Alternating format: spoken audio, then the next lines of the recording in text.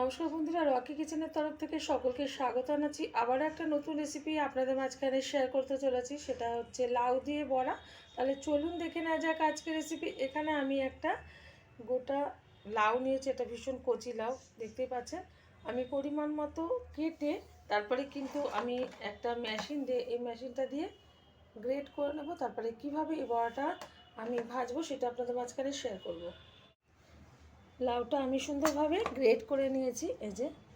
এখন এই যে গ্রেট করার পরে কিন্তু লাউ থেকে অনেকটা পরিমাণে জল বেরিয়ে আসছে। তো এই জলগুলো এরকমভাবে চিপে, যতটা চেপা যায় সেরকমভাবে চিপে চিপে একটা পাত্রের মধ্যে রেখে দিতে হবে।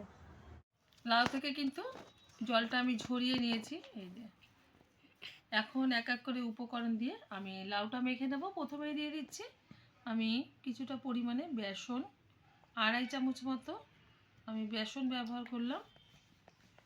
দিয়ে দিচ্ছি খুব সামান্য পরিমাণে একটু চিনি, দিয়ে দিচ্ছি কুচিয়ে রাখা কিছুটা ধনে পাতা,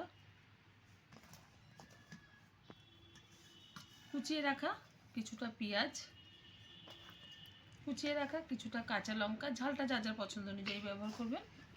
দিয়ে দিচ্ছি 1/2 চামচ হলুদ গুঁড়ো, দিয়ে দেব স্বাদ মতো লবণ,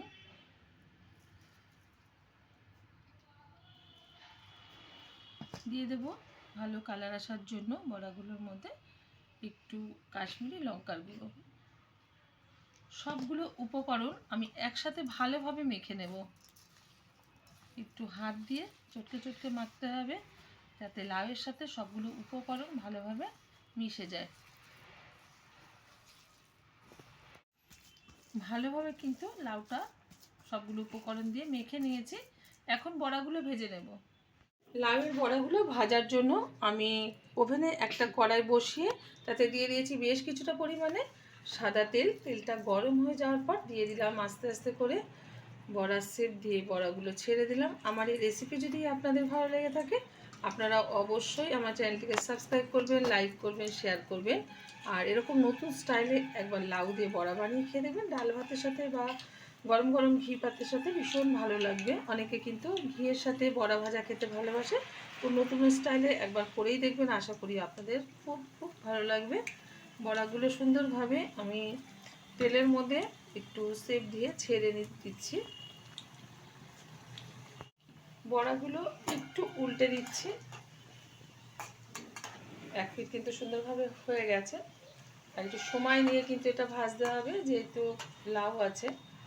আর এটা খুব তাড়াতাড়ি কিন্তু ওভেনের আঁচটা বাড়িয়ে দিলে উপরটা আগে লাল হয়ে যাবে আর ভিতরটা কাঁচা থেকে যাবে। তো একটু সময় নিয়ে একটু মিডিয়াম আঁচে ভেজে নিতে হবে।